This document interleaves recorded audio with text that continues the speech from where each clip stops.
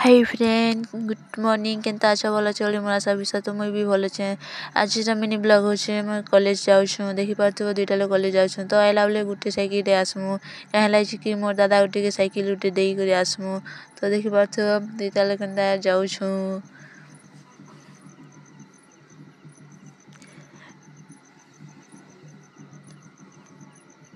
तो फाइनली आम पहुँची गन कलामुंडा कॉलेज देखी पार्थो कॉलेज रो बाहर केनता अच्छी तो आम ऊपर के देखनु ये ऊपर समस्ते बुलुथुसन तो आम टी वीडियो करिनेनु तले देखलनु कि पिला माने गाना करुथुसन सार माने भी बसिथुसन तो वीडियो करिनेनु आम साइकिल भी अच्छी मोरटा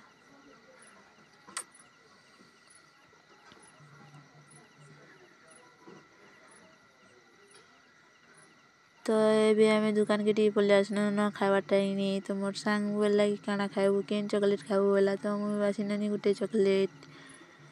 तो मैं फैंसी दुकान के टी गनु कहला कि मोर बहु मते फैंसी रो कानटा सारी आनबो बोलथिला तो तार लागि मैं फैंसी दुकान के जोइथनु